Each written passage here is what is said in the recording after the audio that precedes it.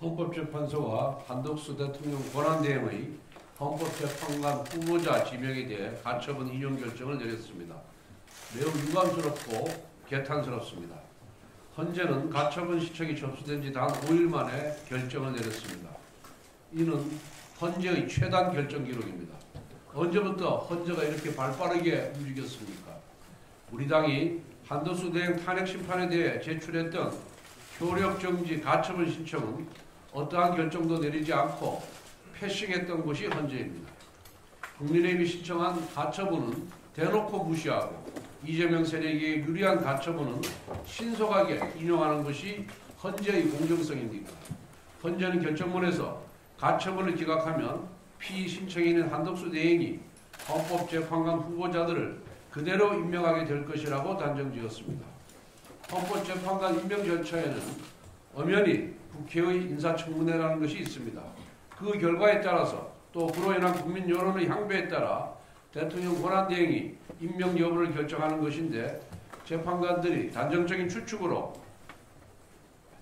대통령 권한대행의 인사권을 임의로 배제한 것은 해임을 목전에 둔 문영배, 이미선 재판관의 마지막 실력 행사로밖에 볼 수가 없습니다.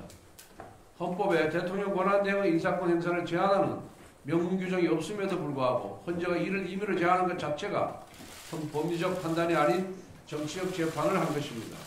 헌재의 이번 결정을 보면서 헌재가 정치재판소가 되었고 나아가 민주당의 국두각시로 전락했다는 의구심을 지울 수 없게 되었습니다.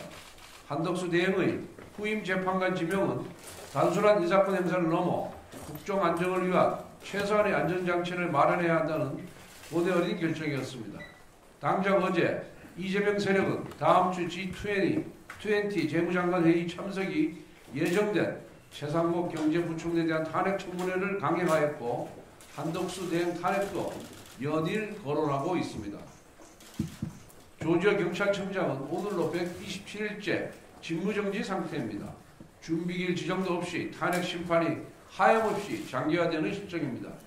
이재명식 줄 탄핵이라는 엄연한 헌정유기가 현존하는 가운데 헌재가 신속하고 공정한 판단을 내릴 수 있도록 부인 체제를 유지해야 한다는 판단이 대체 뭐가 잘못됐습니까?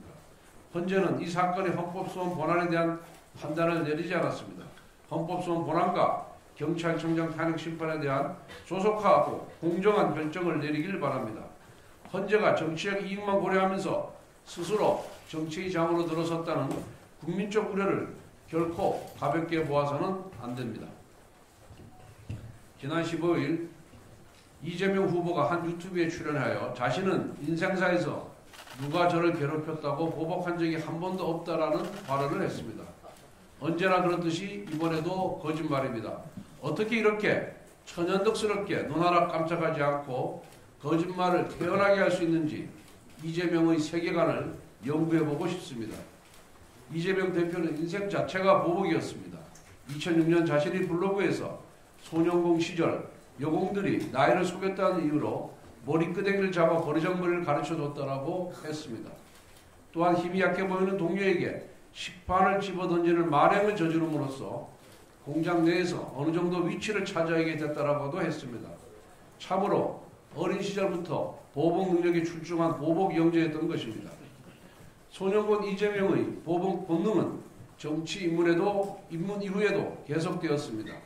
성남시장 시절 자신의 현 후배에게 했던 필설로 옮기기 힘든 그 악행이 보복이 아니면 무엇이겠습니까?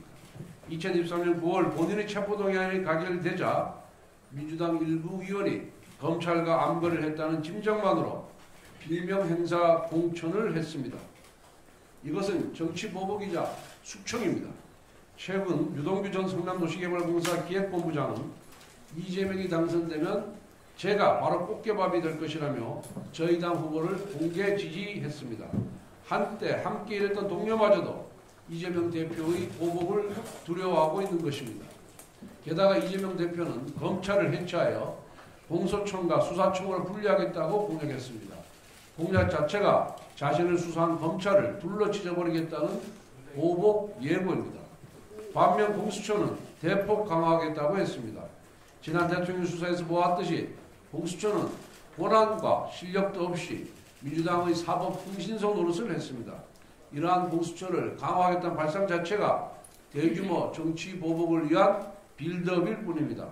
이처럼 인간 이재명의 삶 자체가 보복입니다.